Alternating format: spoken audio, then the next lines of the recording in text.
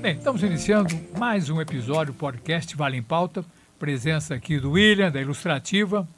14 anos de sucesso, né? A Ilustrativa. Tá nesse caminho aí, quase já 14. Quase 14. E o Wildo aqui, na parte técnica, como sempre. E o nosso convidado de hoje é uma pessoa empreendedora. Uma pessoa que... Porque o pessoal, muitas vezes, monta uma empresa numa cidade, a filial do lado tal. Mas ele não, ele tomou conta no Brasil. A empresa dele tem nível nacional. Acho que é o único caso no Vale do Ribeira. Acho que ninguém mais no Vale do Ribeira tem um empreendimento a nível nacional.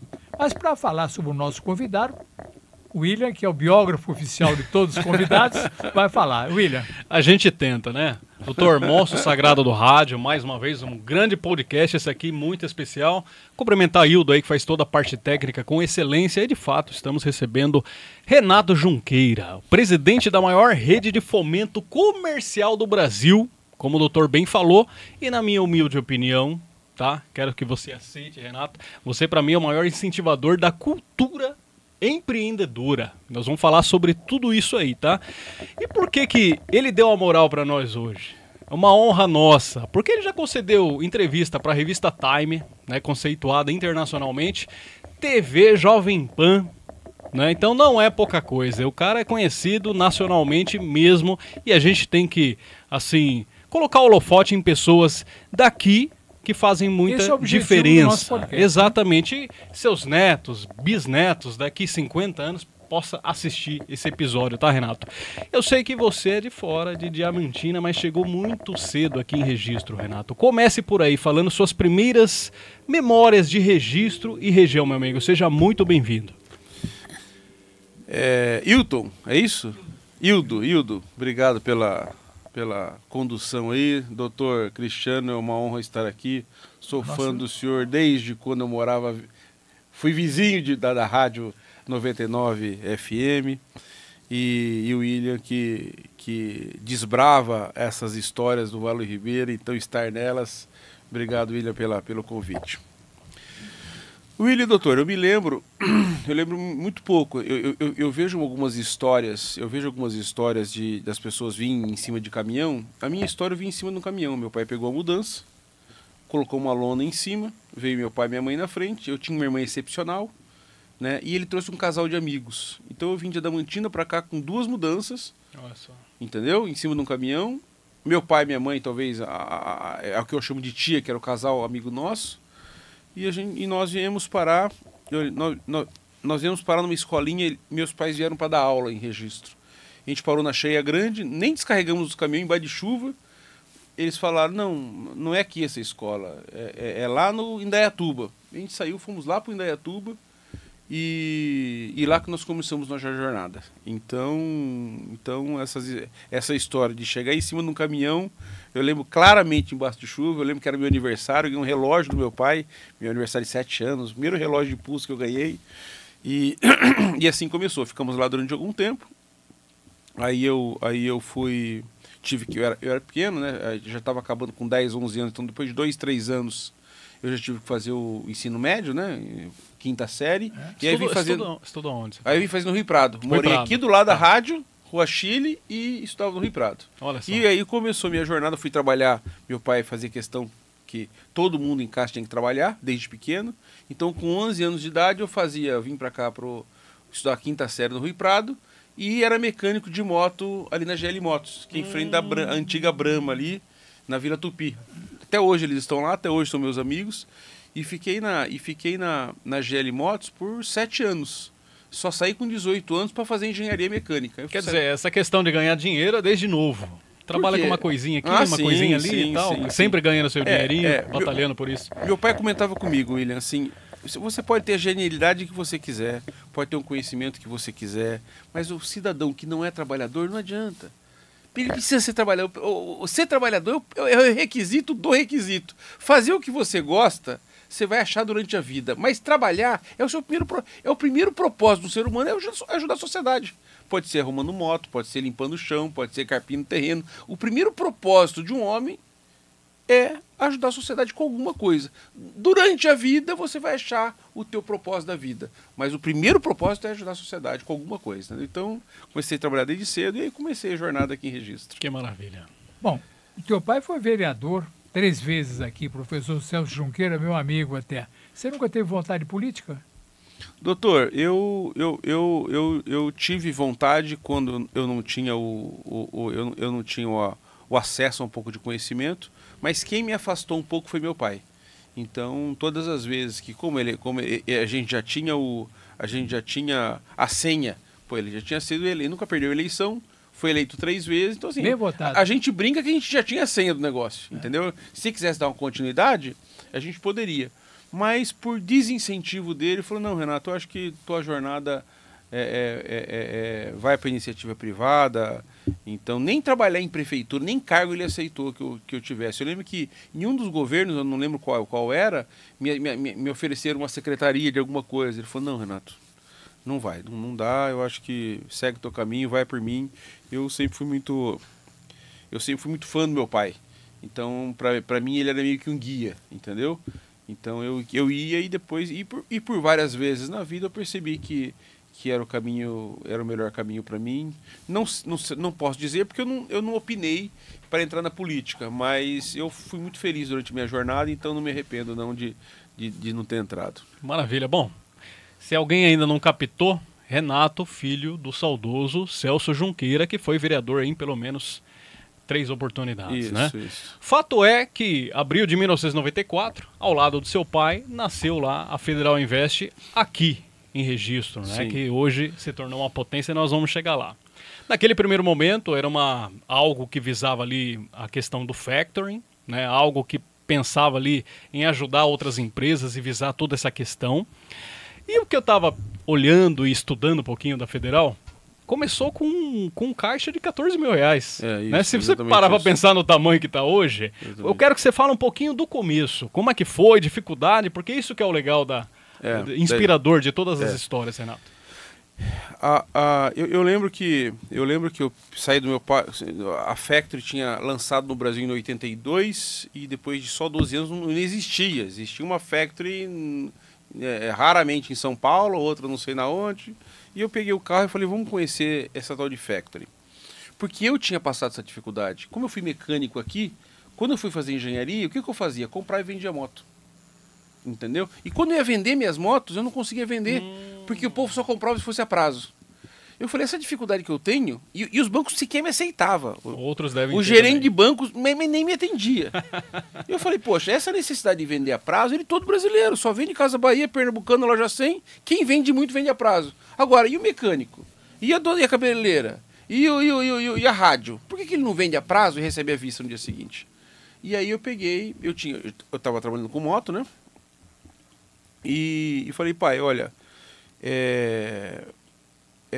vamos visitar porque isso é um bom negócio. Ele que pegou um jornal e lembrou e riscou o nome e pediu para mim ir atrás. Aí peguei o carro, fui com ele, a gente conheceu no interior de São Paulo e decidimos montar uma. Eu tinha uma moto, uma ou duas motos que valia R$2.000 e ele tinha uma poupança, meu pai sempre poupou, ele tinha uma poupancinha de uns 12 mil, entendeu? A gente montou a Federal com capital social. No começo não se chamava Federal Invest, no começo se chamava Federal Factory.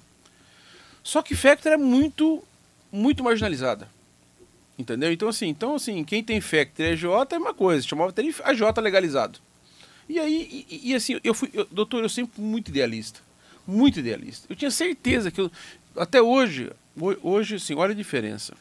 Sem autopromoção aqui, mas são dados. A gente começou com 14 mil. Hoje a gente movimenta de 20 a 40 milhões por dia. Por dia na Federal. Todos os dias a gente libera 40 milhões de reais. Olha como começou, como é que tá. Entendeu? De 20. Então, assim, o negócio tende a crescer bastante. Mas todo crédito que a gente libera, ou o empresário prova que vai fazer bem para ele, ou nós não temos interesse. Ah, mas pode pagar a porcentagem que for. Não tem. Ganhar dinheiro por ganhar não é a nossa filosofia. Ou a empresa prova que ela vai dobrar esse capital, triplicar esse capital, ou usar para uma coisa boa, ou não leva. Doutor, durante 20 anos nos seguiram para fazer empréstimo consignado. Nunca aceitamos. Durante 20 anos nos seguiram para fazer poder. Nunca aceitamos. Não quero alienar imóvel de ninguém, não quero amarrar nada de ninguém. Cara, eu quero liberar um crédito. Se você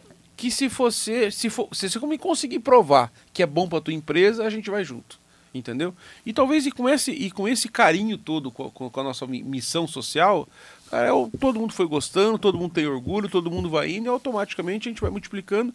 E assim, e no dia que perder isso, o mundo também é mercenário, né? A gente percebe que a mercenarice já chegou na religião, na medicina, a mercenarice já chegou em todo lugar. Mas quando o mercenarice entrar da porta para dentro da Federal, eu tenho certeza que de lá eu saio, entendeu? Perfeito. Então, assim, basicamente foi isso. Montamos uma empresa com o ideal que se chamava Federal Factory. Depois de 2 anos,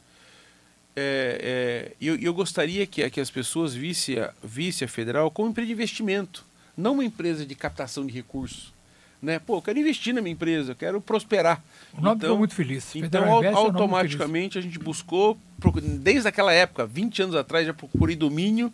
Então, eu tenho tudo. Tenho o kitzinho. Domínio, tudo kit meu. Por quê? Porque na época era fácil. Ninguém registrava domínio, ninguém fazia nada. Sim. Se não me engano, no Valo Ribeira, acredito que foi a primeira empresa que tinha domínio, federalinvest.com.br. Não me lembrava de outra, a não ser Sabesp e tal, entendeu? Sim. Então, Perfeitamente. mas foi basicamente Mas isso. o nome, né, o DNA, tudo se juntou e se tornou realidade, né? Porque Sim. você tornou investimentos a nível Brasil e hoje você é um grande fomentador. E quem te conhece, assim como já convivi com você em alguns outros carnavais, a gente sabe que isso está na sua essência, está no seu DNA.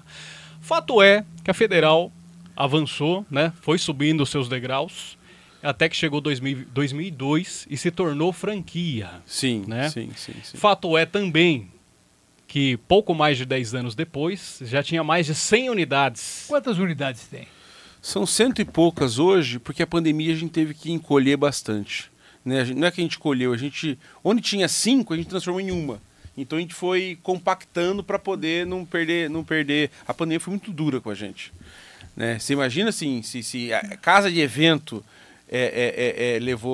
sofreu, você imagina, nós que estávamos com tanto dinheiro na rua e todo mundo falando, não paga mais ninguém, entendeu? Todo o patrimônio estava entregue e tal. Então a gente sofreu bastante. Perfeitamente. Só completando aqui a pergunta, Renato, se você me permite. Então, eu queria saber de 2002, porque você teve uma ideia fantástica aí. Federal Factoring, mudou o nome 3 anos depois, Federal Invest, 2002, muda a chavinha. Sim. O que levou você a pensar em mudar essa chavinha? Porque uma coisa é montar uma empresa, outra coisa é crescer e dar certo, e outra coisa é dar um passo maior e tornar franquia. Sim, Como é que foi esse processo? Ô William, assim, negócio para mim, nada mais é do que resolver um problema social. Eu quero ser um cabeleireiro. Não, você está resolvendo um problema de quem quer cortar cabelo. Então, assim, o negócio nada mais é do que resolver um problema para a sociedade. Isso se torna... Porque ninguém vai, em sã consciência, tirar dinheiro do bolso e te entregar pelos lindos olhos. Não vai. Alguém vai te pegar o dinheiro e te entregar porque você resolveu um problema para ele. Qualquer que seja ele. Perfeitamente. Tá? E eu lembro, William, que eu nunca pensei também em transformar em franquia. Montei uma Federal, aí eu comecei a me dar bem, comecei a crescer. Sempre trabalhei bastante e sempre fiz a coisa de maneira muito leal possível. Tá? E as pessoas, eu quero... Vai ensinar? Vem aqui. Eu ensinava todo mundo que ela ensinava. Quer montar uma em Jacupiranga? Vem aqui, eu te ensino. Só não sou para todos. Eu ensinava. Vinha de São Paulo, ensinava. Faça uma semana comigo aqui. Chegou uma hora que um cidadão falou, não, Renato, mas eu quero usar o teu nome. Falei, não, aí tá de sacanagem. Nem comecei a operação, sou novo ainda, estou crescendo, não dá, o nome não dá para usar, mas eu quero. Eu falei, negócio é resolver um problema social. Como é que eu resolvo o problema dele?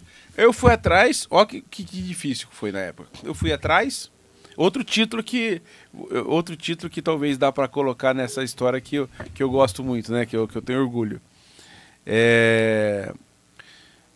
Aí eu fui atrás da BF. Não tem franquia de factoring no mundo. Você não pode ter. Eu falei, não, então eu vou na Associação Brasileira de Factoring, ANFAC. Renato, menos que R$1 milhão você não pode nem se cadastrar aqui. Nem se cadastrar na ANFAC, tá? Falei, meu amigo, eu sou brasileiro, recolho os impostos, é uma atividade legal, eu vou montar. Fui lá, alterei o contrato social, montei sem ANFAC, montei sem nada. Então, é a primeira franquia de factoring do mundo, disparado do mundo, entendeu? Depois de 10 anos, Em 2011, 12, 13, hoje eu sou conselheiro da ANFAC, 11, 12, depois de 8 anos depois, já me elegeram a melhor franquia do Brasil, durante alguns anos seguidos, a melhor franquia do Brasil, e hoje eu sou conselheiro da ANFAC. Então, assim, sequer me permitiu entrar no jogo, entendeu? Ou a gente enfrenta de alguma forma. Que complicação. Ou a gente enfrenta de alguma forma, mas foi... Mas assim, eu acho, William, que quando a gente tem uma certa convicção e age com boa vontade... Muda a história. Você tá com todos os requisitos na mão, você tá com boa intenção. Você sabe que vai fazer bem para a sociedade. Pode virar proposta de ponta cabeça. Não vai achar um pelo de maldade ali. Entendeu? Pô, no mínimo, brigar eu vou. Eu sempre digo o seguinte, eu posso chegar no final do ano estrupiado, perdido, duro. Mas falta de tentar, doutor, do meu... Mas nunca, pelo menos honrado de tentar, eu tentei. Porque chegar no final do ano e não ter conseguido... Tá. Faz parte da vida. Agora, não ter tentado, uma coisa que eu quero muito, não tem condições, né? Então, enfrentei. Então, acabou sendo a primeira franqueadora do Brasil, a primeira franqueadora do mundo de Factory. E aí, depois, aí foi duro, né? Porque até que me cadastrar na ANFAC, até que me cadastrar na BF. E aí, depois de um certo período, já começaram a me reconhecer com título. Porque foi para votação. Então, os franqueados votavam. E assim, teve posição que eu... Mas deixei banco, deixava todo mundo para trás. Por quê? Porque... respeitava as pessoas, respeitava o crescimento, não atropelei crescimento, entendeu? Então foi mais ou menos isso. A Federal hoje está em quantos estados? Estão em todos os estados, deve ter Roraima, que agora a gente não tem, mas está também fora do Brasil, está nos Estados Unidos, agora está indo para a Europa, então a gente já está operando agora, começando a operar, começando a expandir por Miami, a gente trabalhou desde o ano passado, e deve começar a expansão em abril do ano que vem. Quer dizer, já está indo para um patamar internacional, né? Deve Fato é que, o doutor falou bem, a nível Brasil, está praticamente aí na sua totalidade, quase que 100%. Mas eu queria que você me confirmasse um dado aqui. Se eu estou certo ou não, você me corrija. Fique à vontade, tá? O primeiro franqueado é do Vale do Ribeira, que é o senhor Peroni. Pai do meu amigo Rafael Peroni, que eu quero mandar um abraço. Rafa, Patrícia. E ele foi o franqueado número 1, tá certo isso? Foi. Que é de Iguape, né? A sede lá de Iguape. Federal Invest de Iguape. Sabia dessa, doutor? Não sabia. Eu cheguei, eu lembro a dona Conceição, que é a esposa dele, eu lembro como se fosse hoje. Marquei uma reunião com eles, eles moravam em Jacupiranga na época, e fizemos 2 reuniões seguidas. Primeiro eu chamei o Zé Orlando, ele foi lá e quis montar aquela história toda, depois eu conheci a esposa dele. Fizemos 2 reuniões no turismo, lembra o turismo? Turismo bem da chegar à cidade, teu turismo? Sim. 2 reuniõezinhas ali, até que a gente decidiu evoluir, e isso pra você ter ideia, são parceiros até hoje nossos. Entendeu? Depois de 20 e poucos anos, são parceiros até hoje. Como tem vários, Jacupiranga até hoje, tem parceiros de longa data conosco, entendeu? Então, por respeito à parceria, por respeito a todo mundo que ajudou a carregar o piano, então, isso talvez é uma das marcas da Federal, viu? Assim, nós fazemos questão de ser muito grato a cada um que atravessou o Brasil para postar nossa marca. Foi um pai de família, foi um cara que tem filho. Poxa, tem 2.000 marcas, 3.000 marcas, ele escolher a nossa para investir, ele precisa no mínimo ser muito bem tratado, muito bem atendido, e a gente se esforça ao máximo para poder retribuir a tudo que ele apostou. Como é que é a coordenação? Porque não é fácil, você está uma em Pernambuco, outra na Bahia, outra no Rio Grande do Sul, como é que funciona essa coordenação? É uma equipe, você que está tudo, é no computador, como é que é? Doutor, hoje naturalmente que eu lembro que quando chegou o SMS, nossa, que fácil que ficou. Tinha fax, lembra? Fax. Quando chegou o fax era maravilhoso, depois chegou o SMS, era maravilhoso. Mas agora está muito fácil, né? Agora, hoje os sistemas são online. Eles dão um enter, a gente enxerga daqui, o Brasil inteiro enxerga. Fica fácil de operar, né? Agora, naturalmente, doutor, que toda empresa, por mais nome que tenha, e por mais e umas com mais, outras com menos capitalizadas, é feita de gente, entendeu? Eu acho que essa é uma preocupação que eu vejo de todos os empresários, e é uma preocupação que eu tive desde o primeiro dia que a gente montou a Federal. Você quer que a Federal seja maior que registro? Não quero. Quero que as pessoas que chegam aqui estejam felizes, sejam bem respeitadas, sejam bem tratadas, e aí foi criando um corpo de excelência, entendeu? Então, é lógico que todo ser humano tem as suas turbulências, mas eu não tenho dúvida que o que depende da federal, todo mundo é exageradamente bem tratado, todo mundo é exageradamente bem cuidado e respeitado lá dentro, entendeu? Bacana. Então, talvez é uma das nossas grandes estratégias cuidar do ser humano e capacitar o ser humano, entendeu? E você, aproveitando esse gancho aí, Renato, você tem um negócio muito legal, que você sempre dá a importância de registro Vale do Ribeira. Uma prova disso, estava te comentando que eu assisti na TV Ribeira Plus, né? O aniversário de 31 anos da Federal Invest, que veio com o tema Aurora. Sim, e você sim. trouxe a galera toda para se reunir aqui no Vale do Ribeira, ou seja, movimentando hotel, restaurantes, todo o comércio, digamos assim, né? Por que você resolve manter essa essência, se hoje você tem sedes em São Paulo, Avenida Paulista, falando em Miami? Qual que é o motivo de registro? Ô William, doutor, a gratidão para mim é um dos exercícios mais louvável que eu mais admiro no mundo, entendeu? Como é que eu posso deixar? E assim, e isso você vê num evento. Mas se você for na Avenida Paulista, o povo é do Vale do Ribeira. Se você for em Miami, quem trabalha no Vale do Ribeira. Se você for até as coisas bem menores. Eu faço evento aqui, doutor, faz 20 anos, todos os meses. Eu tenho um escritório muito maior na Paulista, salas muito mais bonitas, um ambiente muito mais agradável. Mas todo mundo, através do Brasil inteiro, para vir treinar onde? Em registro. Eles gastam no hotelzinho aqui, é uma maneira de retribuir para a sociedade. Até coisas mais simples. Tipo, eu não me lembro, na minha vida, de ter ido um dia para São Paulo sem encher o tanque aqui. Porque aí o dinheiro ficava aqui. Olha, entendeu? Só. Enche o tanque, vou, porque dá para ir e voltar certinho. Então, assim, eu segurei o dinheiro em registro, entendeu? Então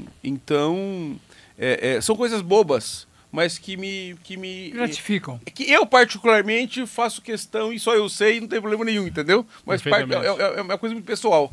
Não, eu quero ter orgulho de mim mesmo. Eu quero ter orgulho de mim mesmo. Bom, nós falamos da Federal Invest. Vou adiantar agora.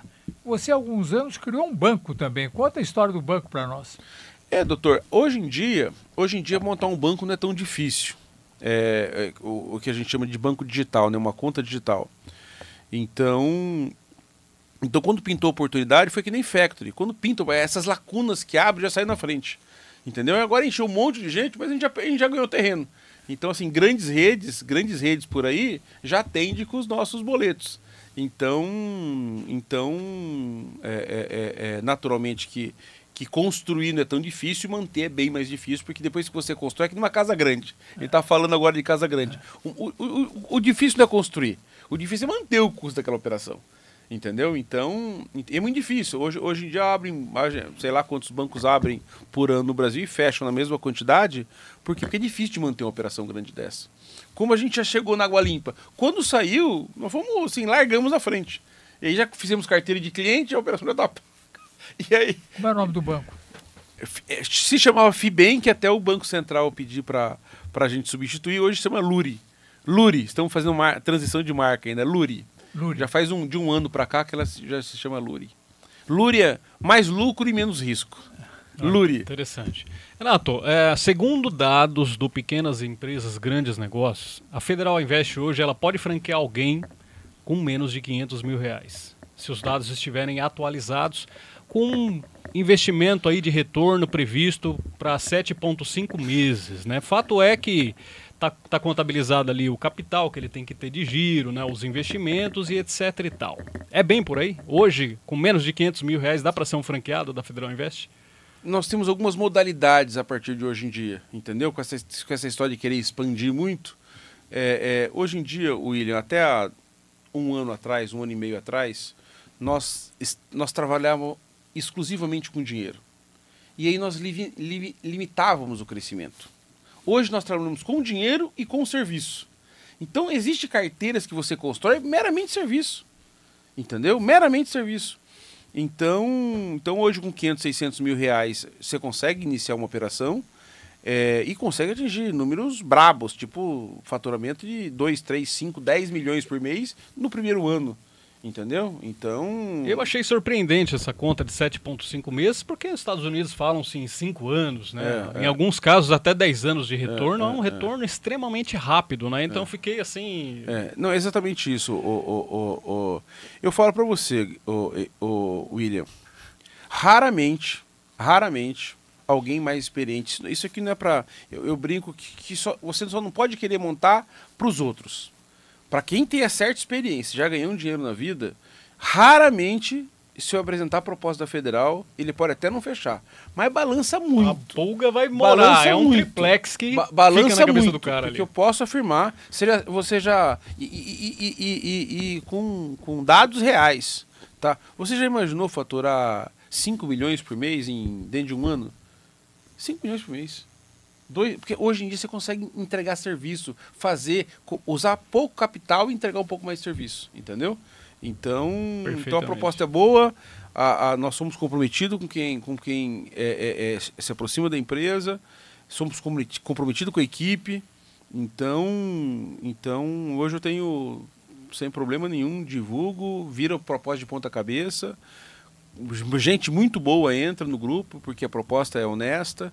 E, enfim, não existe galinha de ovo de ouro, a gente trabalha bastante, mas eu tenho certeza que a proposta eu posso considerar tentadora, entendeu? Uma curiosidade, você é muito organizado, sua empresa é organizada, tanto que está há 31 anos aí com sucesso, né? Curiosidade, qual que é a praça que maior movimento teu? O doutor, Você deve ter o ranking lá das que...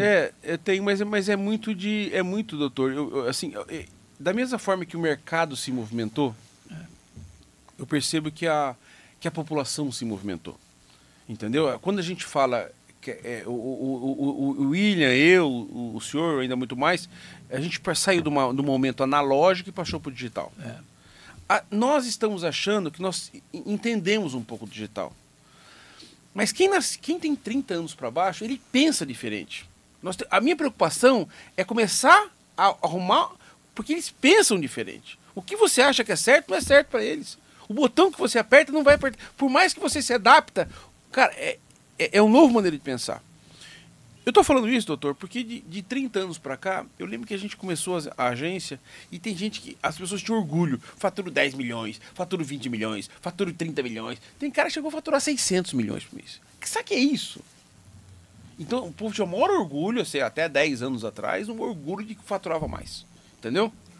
Depois eles começaram a perceber, eu percebi que a sociedade começou a perceber que não se toma um caminhão de mel sozinho. Ele quer ter muito mais orgulho de quantas viagens fizeram, quanto tempo passou com os filhos, assim, chega na carteirinha de 5 milhões, 10 milhões, ele já tira o pé, ele falou, cara, é isso que eu quero na minha vida. Já começa a aproveitar. Não, ele começa a aproveitar mais a estratégia dele. Tá tudo ótimo. Entendeu? Porque senão eu nunca vou tomar um caminhão de mel sozinho. Entendeu? Então eu percebi que de tempos para cá as pessoas procuram muito mais qualidade de vida do que esse orgulho de falar, minha declaração de renda, eu tenho 300 de imóvel. Quantos viagens você fez? Quantos jantares você fez com seus filhos? Eu sei de uma reunião que me impressionou muito, que eu não tinha passado por isso ainda. Entendeu? Teve um cara que no bate-papo, antes de morrer, se dedicou a vida inteira, ele falou, não consegui transformar meu filho em um homem e não tenho o amor da minha filha. Rico, muito rico. Ganhou todo o dinheiro do mundo. Isso é pesado, hein? Entendeu? Não consegui, homem não como homem, que eu falo, ele se autossustentar. Sim. Ele se autorresponder a vida dele. Não dono de gênero, do próprio nariz. Dono do próprio nariz. Sim. Cara, não consegui transformar meu filho num homem e não tenho o amor da minha filha. Eu percebo, doutor, que isso a gente já está muito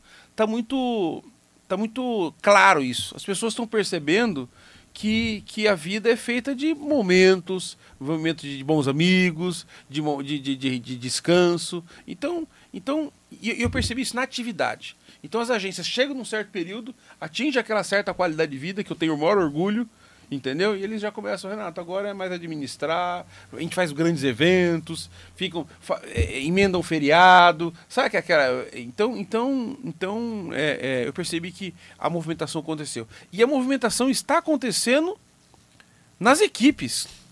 Né? Eu vejo muita gente reclamar, não tenho time, eu não consigo... Tem que perceber que a movimentação nas equipes está se movimentando. Então essa parte conceitual, quem não pega o jeitão da parte conceitual, fica trabalhando sem rumo, ou não tá no modelo antigo.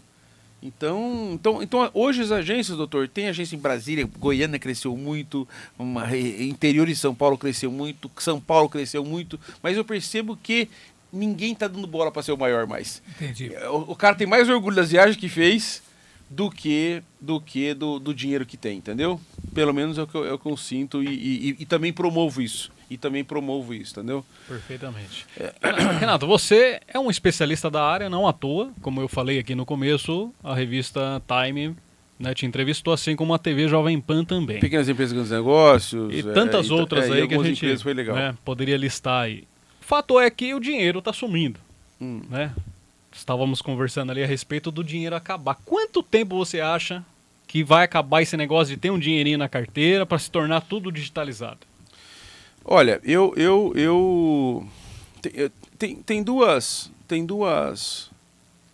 tem dois momentos. O primeiro momento é o momento de arrecadação. Então, o governo só vai controlar se a moeda parar de circular. Entendeu? Então, o primeiro momento é a garantia. A sonegação some, né? A garantia da. Então, essa estratégia é mais pela garantia da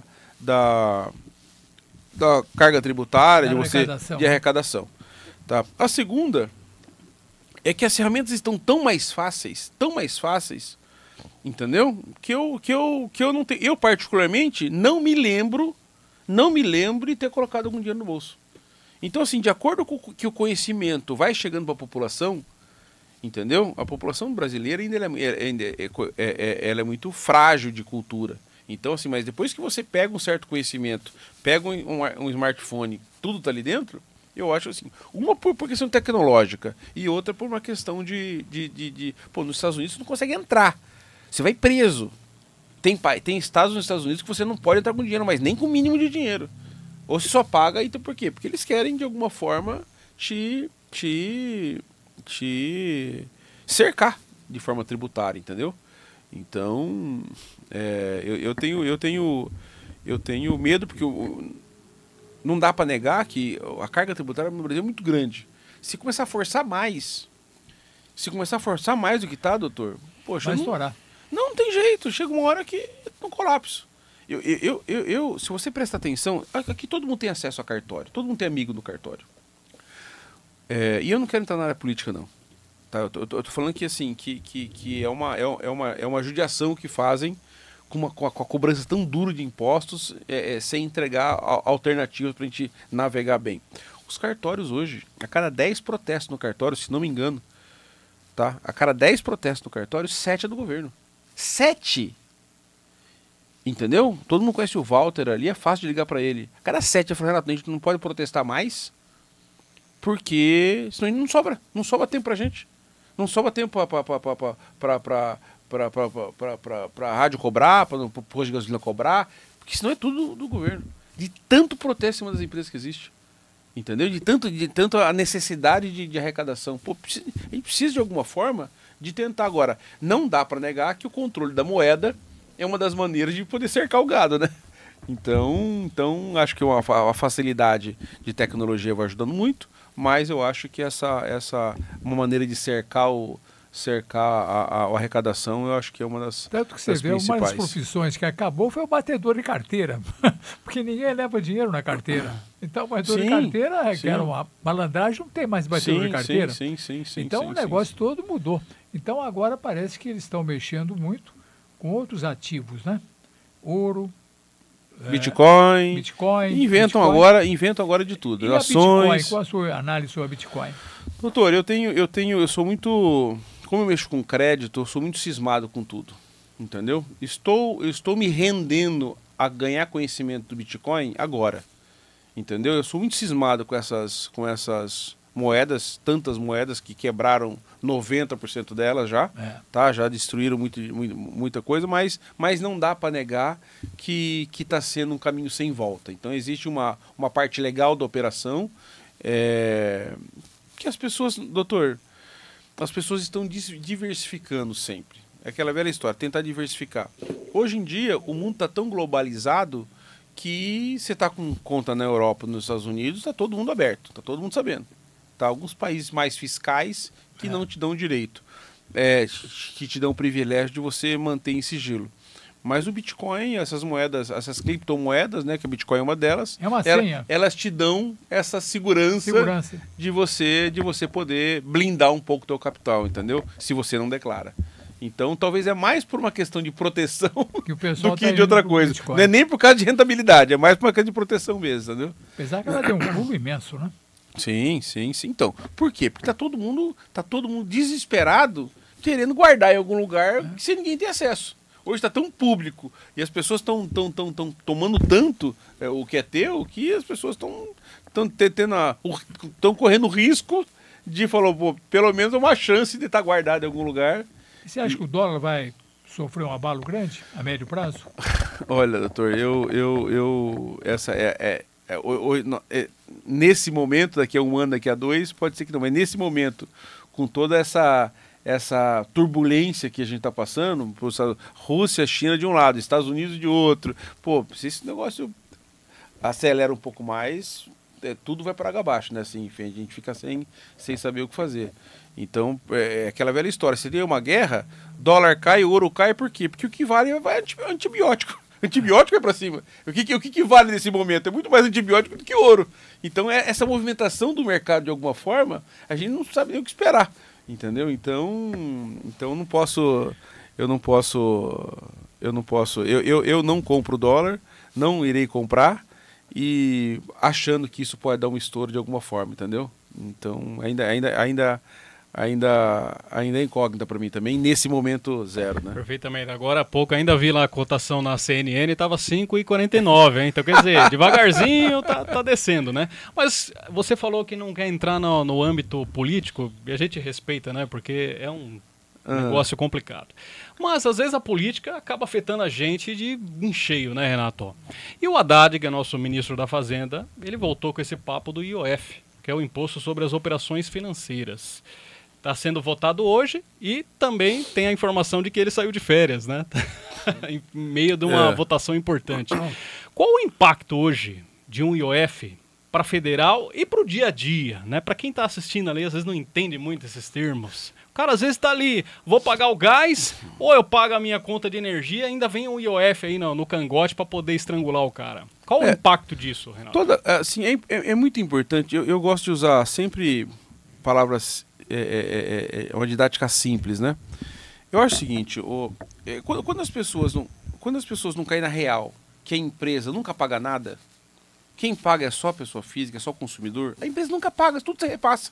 Ah, vou ferrar com os empresários, cara, vou repassar. A empresa não paga, quem paga é o consumidor na ponta, quem paga somos nós como pessoa física.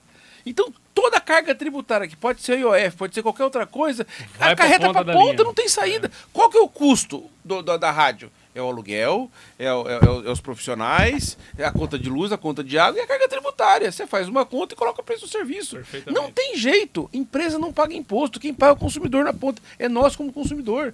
Entendeu? Agora você falar que o IOF só vai atingir a classe alta. Mas, pô, qualquer financiamento que você faça, qualquer crédito que você pegue, o dia inteiro todo mundo pegando crédito, vai custar na ponta. Vai custar na ponta para o empresário, vai passar para o consumidor. Que vai chegar no cartão de crédito, é o consumidor que vai pagar. Entendeu?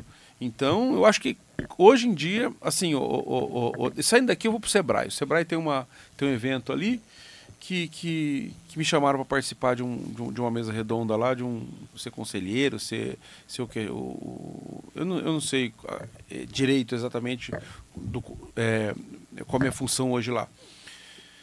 Mas, assim, então eu tô diretamente ligado com as empresas, pequenas, médias e grandes no Brasil.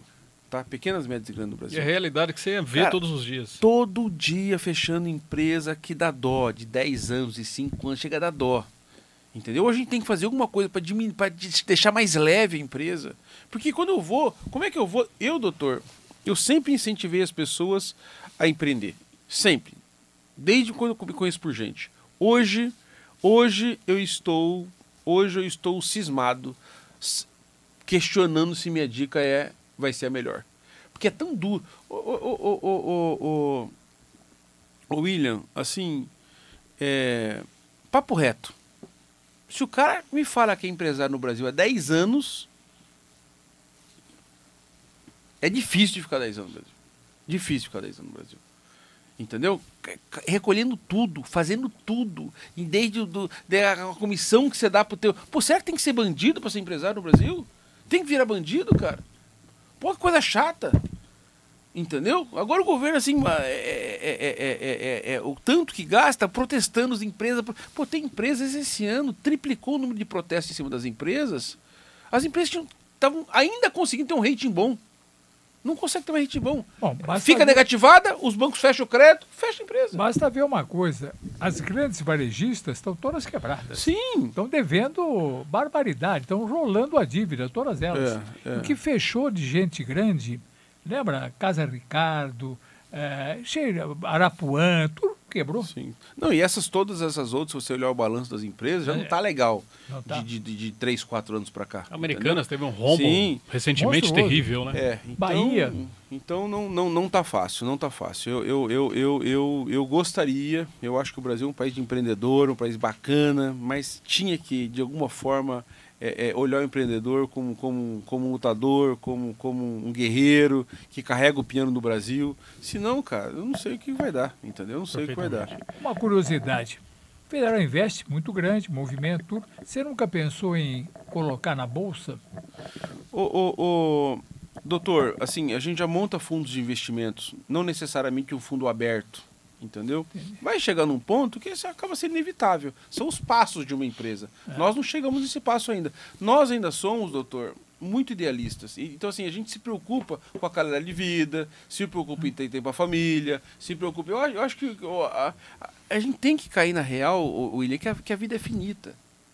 Só quando chega uma doença séria que a gente cai na real. Não, cara.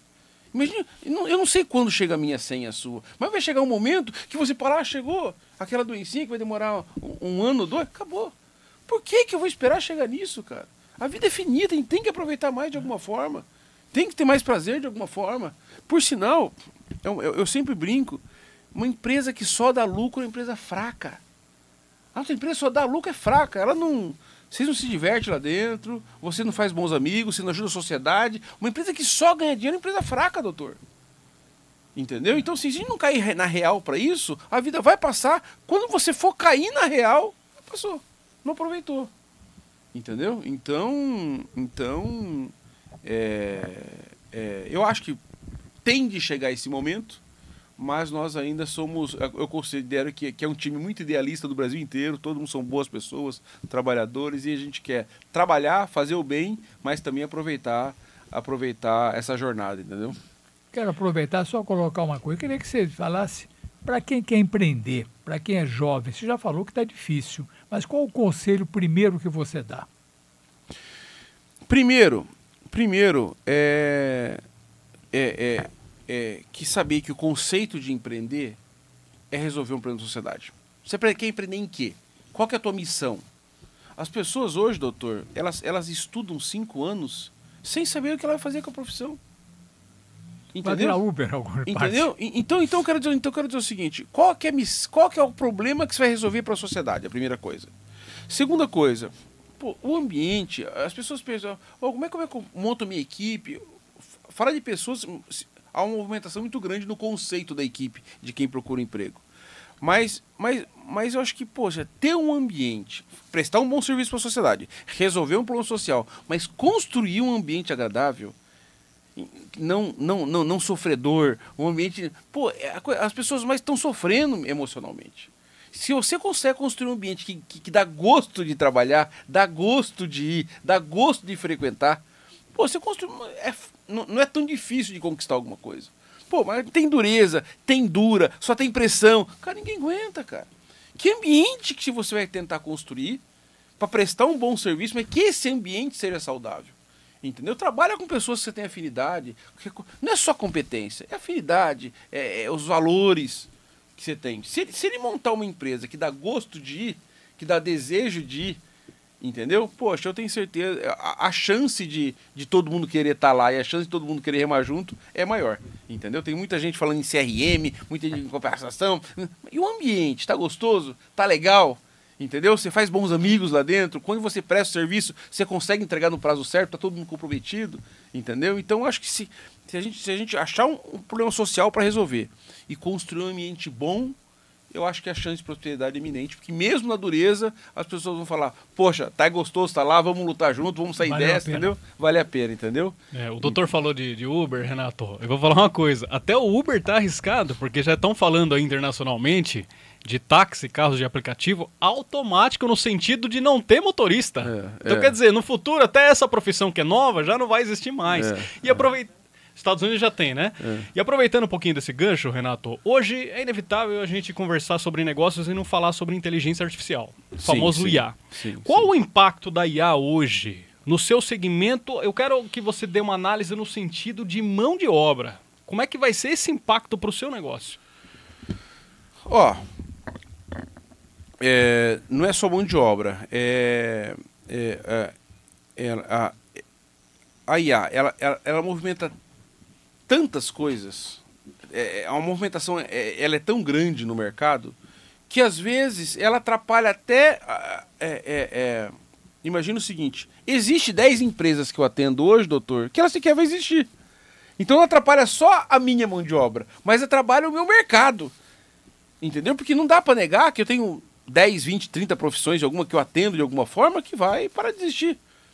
Entendeu? E vão surgir outras. Então eu acho que a minha preocupação é principalmente nós analógicos, que tem acima de 40, que estão liderando as empresas de alguma forma. Entendeu? Como é que a gente se conecta com a próxima população? Tipo assim, você tem TikTok? Não. Então, como é que você se conecta com o próximo? Vai ter que tem de hoje. Você tem que começar a ter TikTok desde hoje, porque daqui a 10 anos esses caras são os líderes. E como é que você se conecta com eles? Entendeu? Então tem um monte de gente que também não tem. Então eu quero dizer o seguinte, como é que você se conecta com todas essas profissões que vamos deixar de lado e começar a entender como esse povo pensa? Porque não é do jeito que nós pensamos. Ilude-se quem vai se adaptar. É a maneira de pensar diferente. Então chega no momento que a missão tem que ser resolvida e o time tem que estar unido para poder se adaptar. Entendeu? E principalmente com a cabeça aberta, de falar, meus amigos, pode ser que um de nós aqui não vai ser útil, vai ter que se mudar de lugar, a gente vai poder trocar de lugar ou fazer alguma coisa para se movimentar. É difícil de responder essa pergunta. Mas o primeiro passo é entender como pensa a nova geração. Entendeu? Entender quais são as necessidades Porque assim, eu acho que vai ter necessidade que não vai existir mais. Entendeu? Um desejo que era nosso não vai existir mais. Tem profissões eminentes, que está claro. Tem profissões muito eminentes que nem pet shop, que nem mexer com pet. Pô, tá claro que é eminente. Profissões que ninguém tá dando bola. As mulheres, depois de 30 anos, é ladeira abaixo para engravidar. E tá todo mundo cuidando da profissão. E depois de 30 ninguém consegue engravidar mais. Pô, quem trabalhar com essa genética pode ganhar dinheiro. Porque tá todo mundo se preocupando muito com profissão, adiando muito, aproveitando a vida, mas geneticamente a mulher tem um prazo.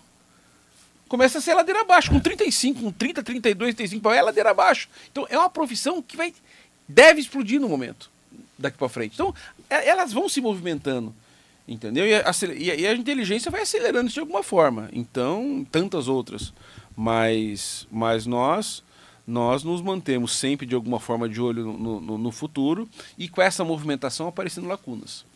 Entendeu? Vai aparecer essa movimentação no mercado, toda movimentação que tem, fecha uma coisa, a brecha abre. Entendeu? Então a gente sempre fica de olho. Quem for visionário, quem ficar de olho. Então tem que ter uma hora por dia, William. Tem que ter uma hora por dia para ficar de olho no que está acontecendo. No que está acontecendo no mundo.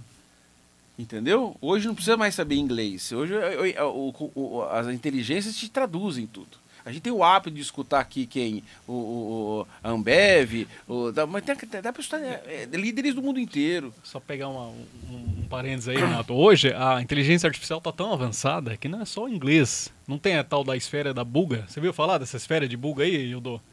que vinha com umas inscrições numa esfera metálica, a inteligência artificial conseguiu traduzir, decifrou. Você viu essa, doutor? Que era um negócio que fosse 10 anos atrás, ninguém ia saber do que significava. Então, de fato, é exatamente isso como você está falando. E falando um pouquinho de recurso humano, tem uma pessoa muito importante que eu vejo bastante aparecer, mas poucas vezes citadas, que é o Marco Badur. Queria que você falasse um pouquinho da importância de Marco Badur para a Federal Invest, Renato. William, quando a gente começou a operar, o nome era muito pejorativo e as pessoas chamavam factory como uma agiotagem legalizada. Então, por mais que eu sabia que a operação estava crescendo, todas as pessoas que eu ia visitar, eles ficavam, pô, mas vou sair do Bradesco, vou sair do Itaú, vou sair do Banespa para ir para a Federal. Então todo mundo meio que me rejeitou. E eu lembro que o Banespa na época, Banespa e Santander hoje, eles estavam com uma proposta de PDV, né? E eu lembro que tinha um fax na época, ele falou, aquela proposta que você me fez, ele tinha 20 anos de banco, 20 e poucos anos de banco, um cara conceituado da cidade.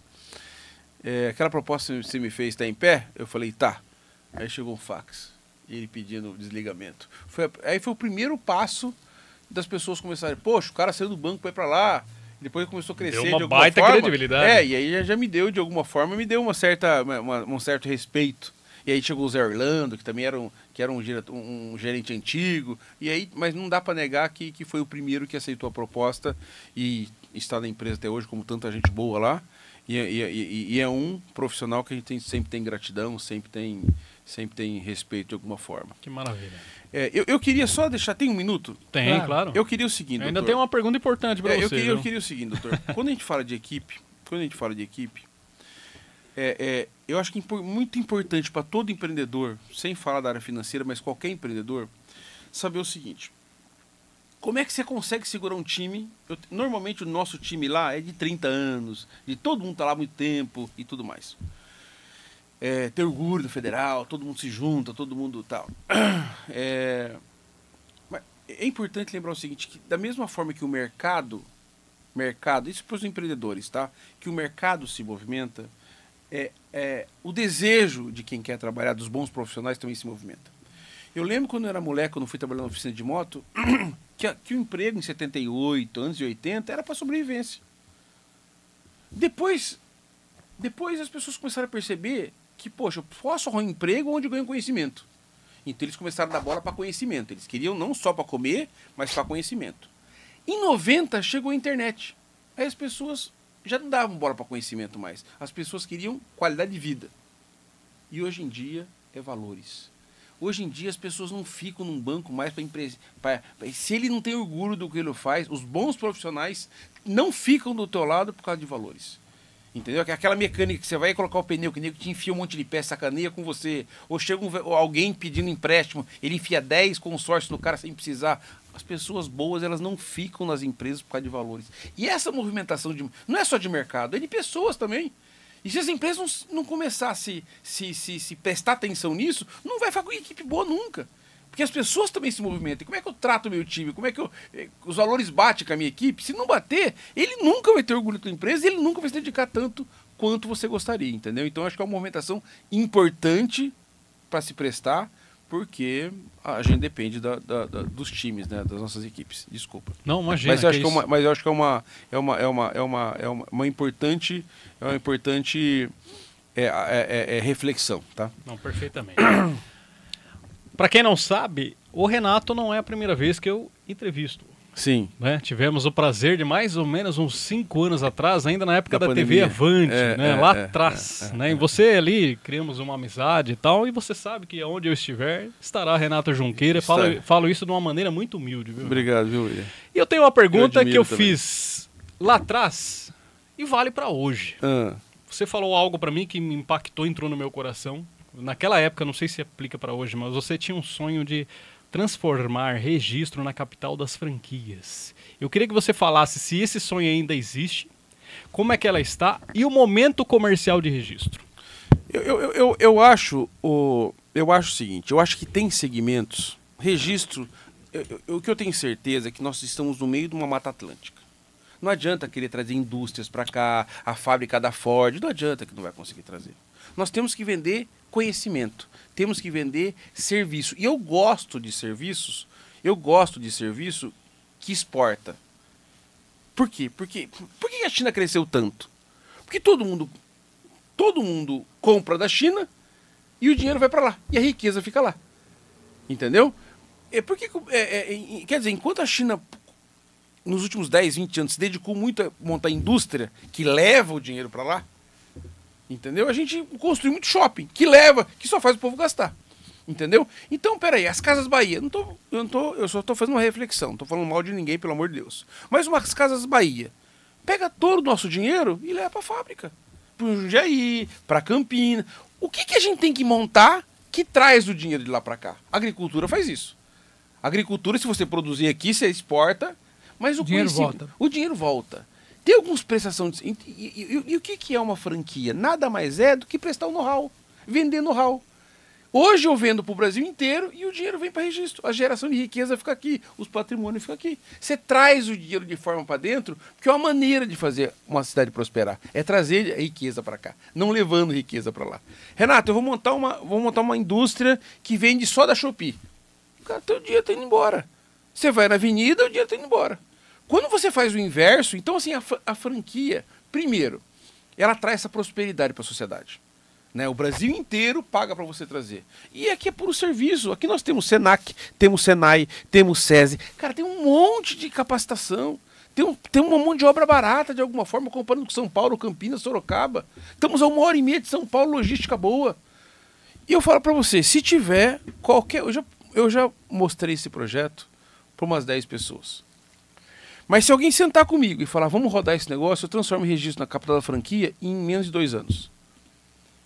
Entendeu? Se eu tiver incentivo fiscal, nós temos logística, nós temos educação, nós temos gente, nós estamos do lado da metrópole do Brasil, onde rola o capital do Brasil.